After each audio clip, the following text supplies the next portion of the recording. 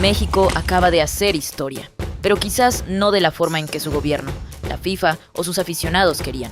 El pasado 11 de junio, el Estadio Azteca se convirtió en el primer recinto en inaugurar 3 Copas del Mundo, una hazaña monumental. Sin embargo, para el 5 de julio, tras la dolorosa derrota 2-3 contra Inglaterra en los octavos de final, el ambiente cambió drásticamente. Hoy, 8 de julio de 2026, con el torneo entrando en sus fases finales y México fuera de la jugada, la prensa internacional y miles de usuarios en redes sociales se hacen una pregunta incómoda, casi tabú. ¿Se ha convertido México en el peor anfitrión en la historia de los mundiales? Para muchos, hablar de México como anfitrión es hablar de la fiesta más grande del planeta, de hospitalidad y de estadios míticos. Pero si rascamos la superficie de este 2026, marcado por precios exorbitantes que Carlos Slim tildó de un exceso, disturbios del bloque negro en las puertas del Azteca el día de la inauguración, alertas por el narcotráfico en Guadalajara tras la caída del Mencho en febrero y conductas hostiles de la afición local, la narrativa idílica se desmorona. En este video vamos a analizar la historia completa, desde el salvavidas que México le lanzó a la FIFA en 1970 y 1986, hasta el caos logístico, social y de seguridad que ha definido a la edición de 2026. Al final, tú decidirás si las críticas son justificadas o si el mundo está siendo injusto con el gigante de la CONCACAF.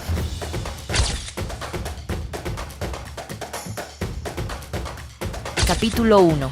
El legado de oro que construyó el mito. Para entender el tamaño del escrutinio actual, primero debemos entender por qué la FIFA idolatraba a México. Históricamente, el país fue el bombero de la Federación Internacional.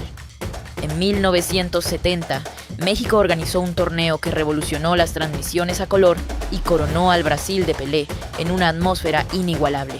Pero el verdadero milagro ocurrió en 1986. Originalmente, esa Copa del Mundo le pertenecía a Colombia, pero en 1982, el gobierno colombiano renunció públicamente al no poder cumplir con el cuaderno de cargos de la FIFA. México levantó la mano y en tiempo récord armó el torneo, apenas 8 meses después de sufrir el devastador terremoto de 1985 en la Ciudad de México. El torneo no solo fue un éxito logístico, sino que vio la consagración absoluta de Diego Armando Maradona. Durante décadas, ese éxito blindó la reputación futbolística del país. México era sinónimo de salvador de la FIFA. La afición era catalogada como la más colorida, alegre y apasionada. Pero el fútbol cambió.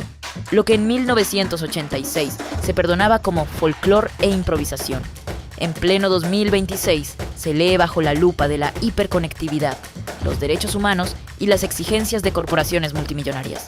El mito histórico empezó a chocar de frente con la realidad del siglo XXI. Capítulo 2. El colapso organizativo y el negocio de la exclusividad. Pasemos al presente. La candidatura conjunta de Norteamérica prometería ser la más avanzada de la historia, pero desde que rodó el balón en la CDMX, Guadalajara y Monterrey, las grietas organizativas quedaron expuestas. El primer gran escándalo llegó con la limpieza comercial que exigió la FIFA. En el Estadio Azteca, renombrado oficialmente para el torneo como Estadio Ciudad de México, se desató una feroz batalla legal entre el grupo Ollamani y los dueños históricos de los palcos. Desde los años 60, estas familias compraron sus títulos con derechos por 99 años para acceder gratis a cualquier evento. La FIFA intentó desconocerlos. Aunque el grupo empresarial tuvo que pagar más de $62 millones para garantizar el acceso de los palcohabientes, la FIFA les prohibió meter alimentos, bebidas o usar los estacionamientos privados. El descontento interno ya era evidente antes del silbatazo inicial. A esto se sumó un factor que alejó al verdadero pueblo del fútbol: los precios de los boletos.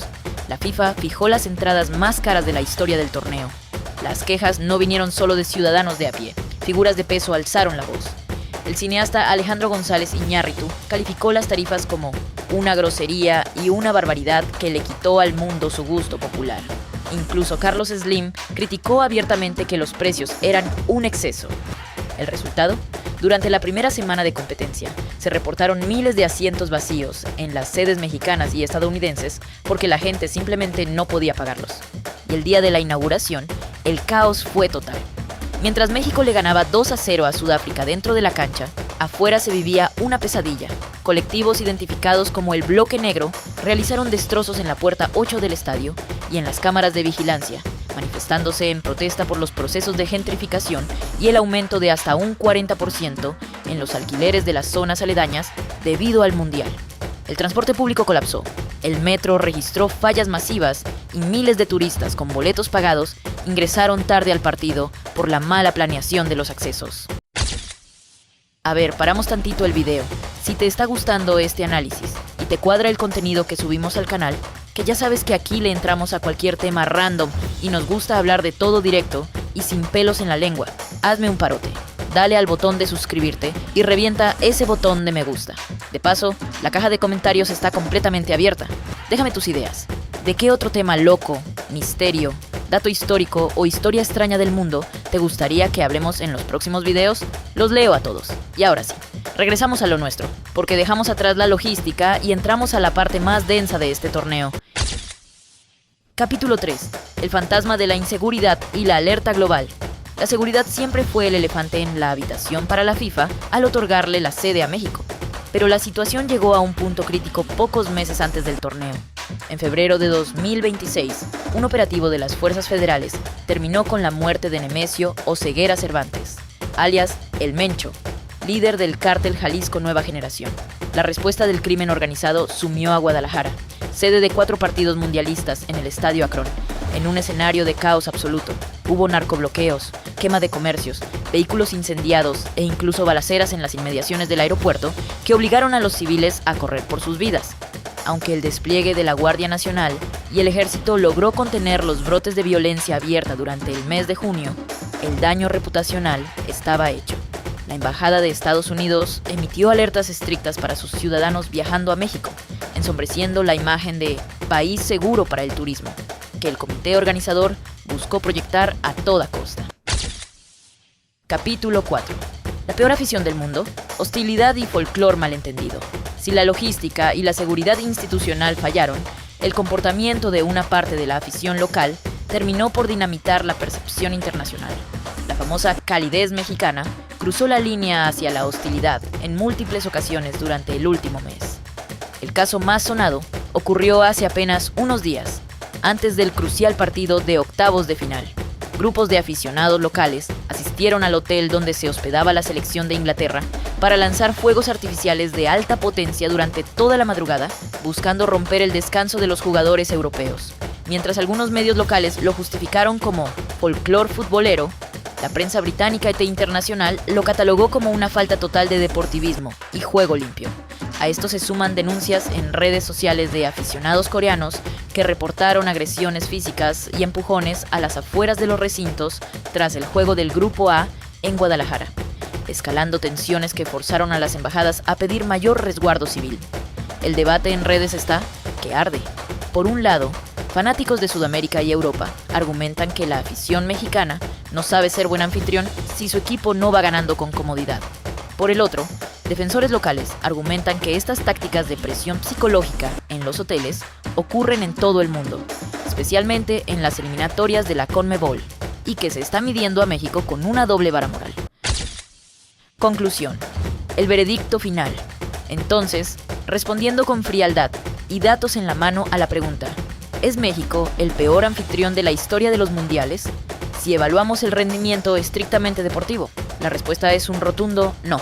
Ese título le sigue perteneciendo históricamente a Qatar en 2022, país que perdió todos sus partidos de fase de grupos, anotó un solo gol y quedó eliminado firmando la peor actuación de un organizador en la cancha.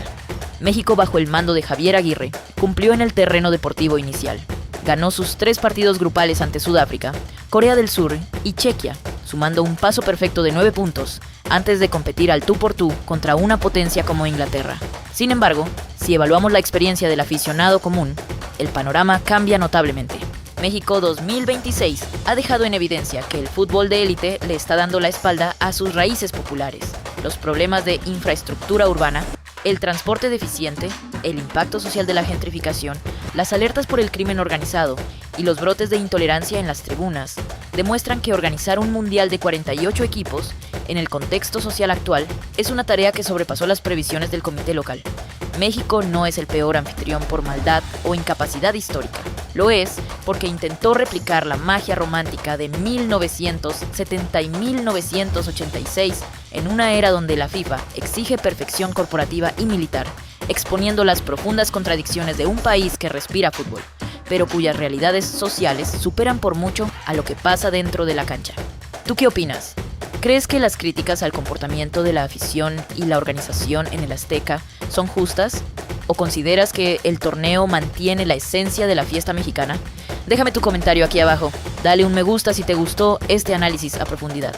Y no olvides suscribirte para el resumen del cierre de este Mundial 2026. Nos vemos en el próximo video.